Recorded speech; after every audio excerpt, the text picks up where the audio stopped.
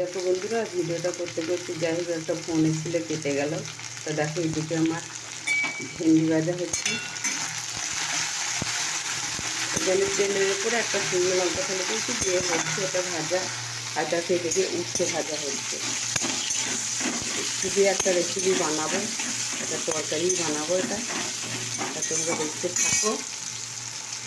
তো দেখো উচ্ছে ভাজাটা হয়ে গেছে, এদিকে তেল আছে, দেখতে পাচ্ছি তেল দেওয়া হয়েছে। দেখো 5 মিনিট দেওয়া হলো। আজকে দেখো ভেন্ডিটা প্রায় ভাজা হয়ে গেছে।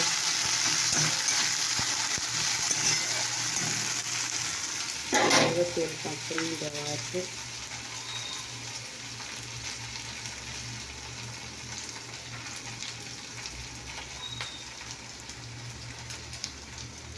এবার আলু কাটা আছে, আলুটা দিয়ে দিই।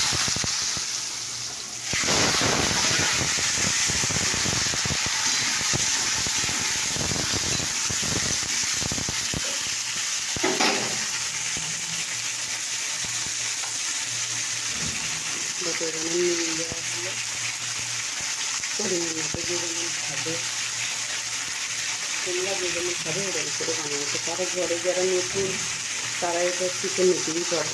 যারা একবারই রান্না জানে না, প্রথম রান্না করছি, তাদের কথা বলছি, তারা এখন রান্না করতেই পারে। তোমরা এদিকে দেখো ভেন্ডিটা আমার হয়ে গেছে ভাজা, সব করে দিলাম। সেটা এখন হচ্ছে।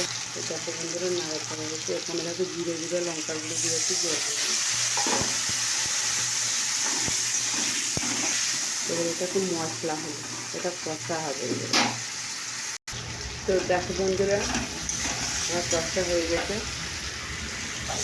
এটাকে জল দিয়ে দিলাম, এই কড়াইটা ভাজা ছিল দিয়ে দিলাম। খুব সুন্দর রান্নার কোনো ঝামেলাও না, কিছু না। এটা তোমরা দেখতে থাকো।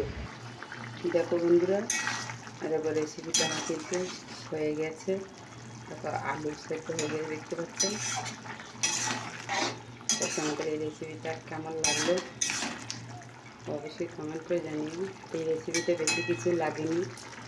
করলাটাকে আলাদা ভেজে নিয়েছি, তুলে নিয়েছি, দিয়ে নুন হলুদ, 1 ফোঁটা নুন হলুদ দিয়েই ভেজে নিয়েছি, নুন দিয়ে নিই।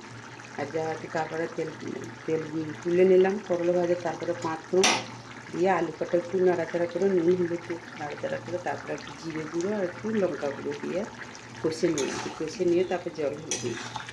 দিয়ে জল ঢেলে এই তো ফুটে দেখো সেদ্ধ হয়ে গেছে। আমার রেসিপি কিন্তু সম্পূর্ণ রেডি হয়ে গেছে। তোমাদের কেমন লাগলো অবশ্যই কমেন্ট করে জানিও। আর এদিকে দেখো চা হচ্ছে। তো তোমাদের এই রেসিপিগুলো কেমন লাগবে অবশ্যই কমেন্ট করে বলো।